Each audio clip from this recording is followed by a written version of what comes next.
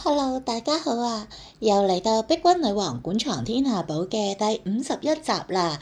今日咧見到台面上嘛，係咪有啲好奇怪嘅物品喺度咧？你哋會奇怪呢啲係咩嚟嘅咧？好啦，咁我而家咧就喺度講嘞噃。嗱，呢一隻咧係一個好靚嘅貝殼啦嚇，係一個海螺貝殼啦。咁咧如果你喺度割咗個窿咧，其實佢吹得響嘅嚇呢個。咁樣咧呢一個咧係一個貝殼。好啦，點解我要特別講吹得響咧？好啦，因為咧嗱，睇下呢個咯喎。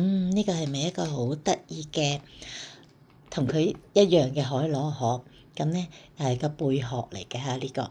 咁咧呢個貝殼咧。咁咧睇真啲啦，嗱呢一個係個哨子，冇錯啦，睇到係布達拉宮，冇錯，嚟自於布達拉宮嘅。咁嗱呢度有個如意結啦，同埋荷花嗬。好啦，咁咧喺布達拉宮嘅館藏裏邊咧，佢其實咧係有一個好靚嘅啲貝殼啦，好大嘅，然之後鑲晒好多金啊珠寶啊喺側邊。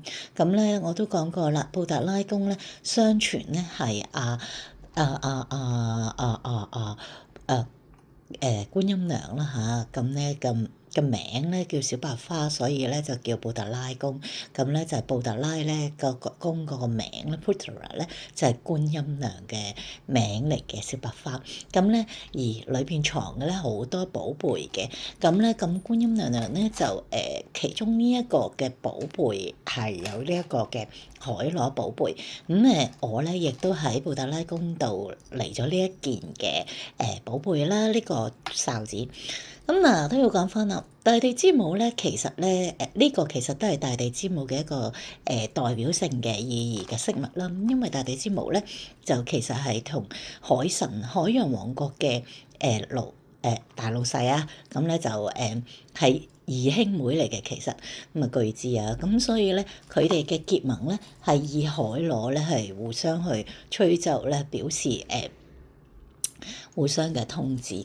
咁咧呢個係巨子嘅。咁呢個海螺咧其實一個吹哨，一吹響咧就互相咧就知道要揾對方啦。咁呢個咧係大地之母同海神之間嘅約定嚟嘅。好。